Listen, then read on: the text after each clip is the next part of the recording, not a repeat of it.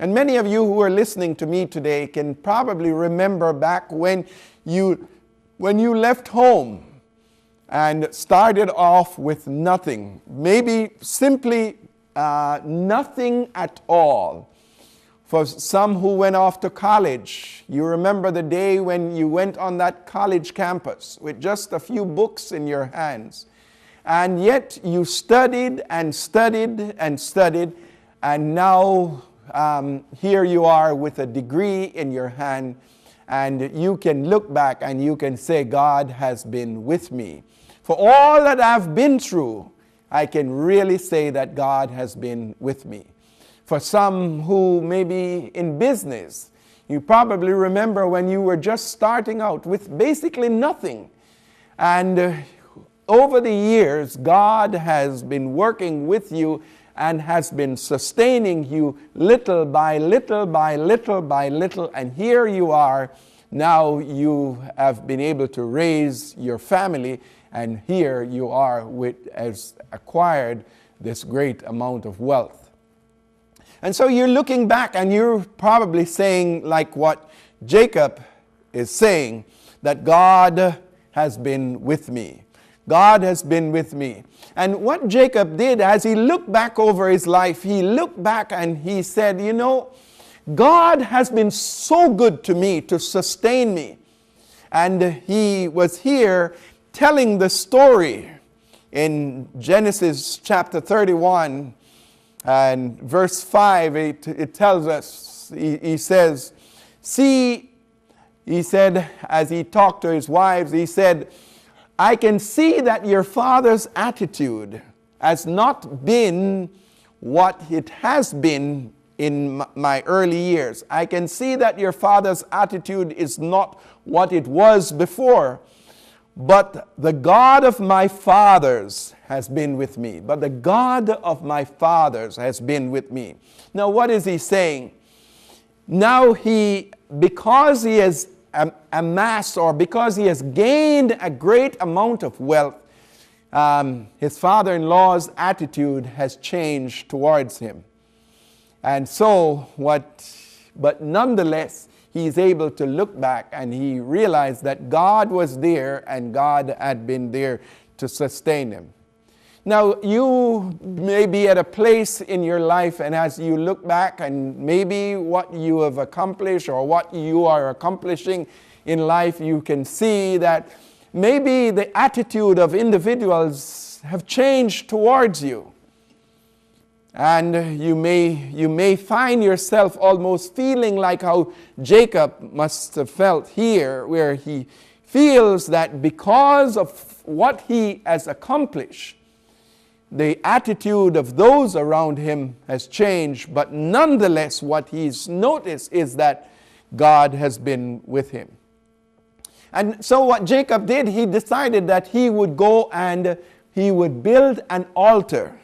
We find this in Genesis chapter 35, where he said, Genesis chapter 35 and verse 3, he said, let us go up to Bethel, where I will build an altar unto God. I will build an altar unto God as he went.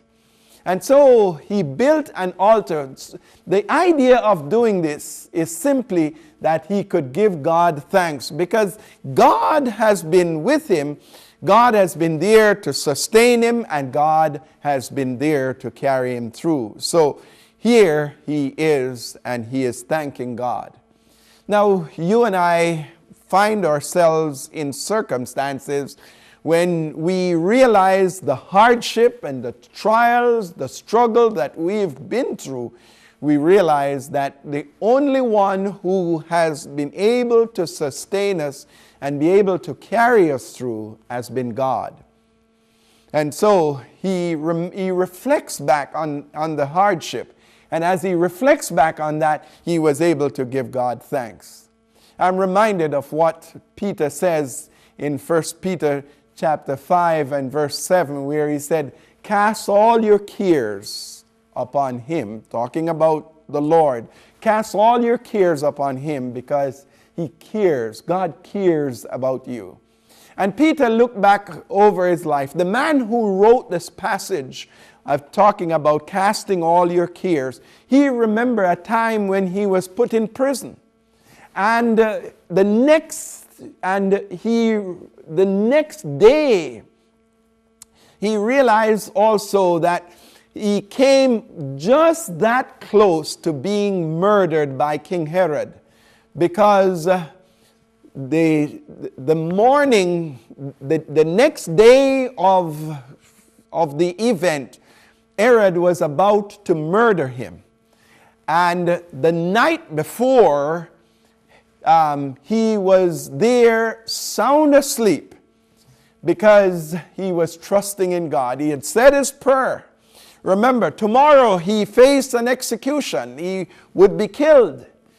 But today, the day before, he found himself and he said his prayer and he went to sleep. And what he discovered during the course of the night, God was there to set him free, because God sent his angel from heaven who came and opened the doors of the prison and set him free.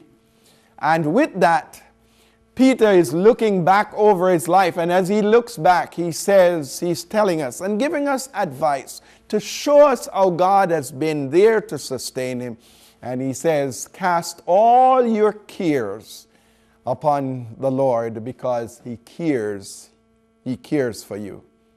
And then thirdly, God will be with you. We find this in Genesis chapter 48 and verse 21. God will be with you. And now we say that this is what Jacob is saying to his sons. God will be with you. Now, the amazing thing is, now he is advanced in age. He is advanced in age and he's about to die. But he's passing on these words to his children and his grandchildren. He had 12 sons, and then also, but there were these 2 young grandsons who were standing there. He was giving them his blessing. And he was telling them also that God would be with them. The amazing thing is that although Jacob is about to die, he discovered that his children would carry on.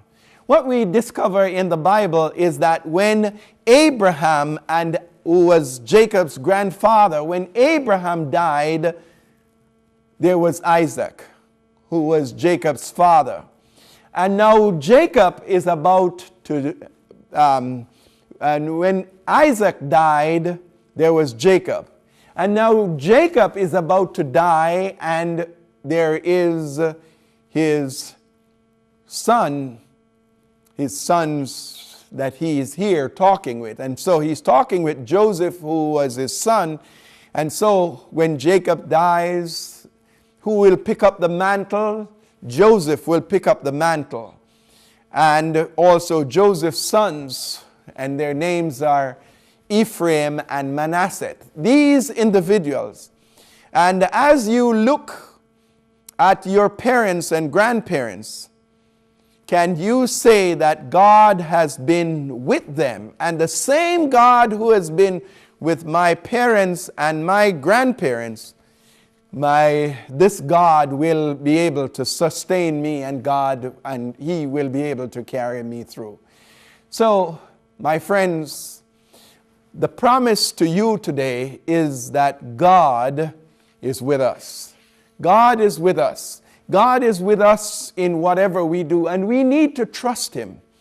If we will only trust him, we will be amazed to see that the same way how he guided the hands of Jacob with the statement, I am with you, his first statement that he made to him, I am with you. And that was a sure promise to him. Secondly, he said to him, I will be with you. And then thirdly, he said to Jacob, he said that God will be with you. God will be with you. Jacob said to his children in the closing of his eyes, God will be with you. And that's what I have to say to you today, that regardless of what you're going through, you have this assurance that if you will turn to God and trust Him, and do by just simply ask Him, Lord, I do not know how I will be able to cope with the trials of what I'm going through. But one thing that you will have as an assurance is that He will be with you. And He said, I will never leave you, nor will I forsake you. And faith is built upon the promises of God.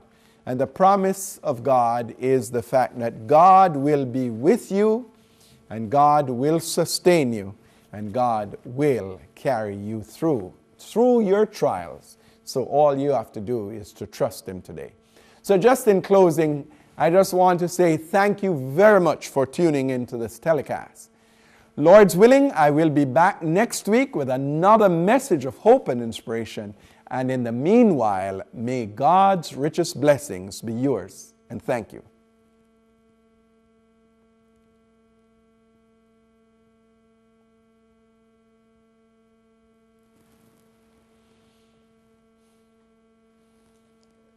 Thank you. Okay. Oh, I heard missing. Yeah. Well, I mean, but you won't.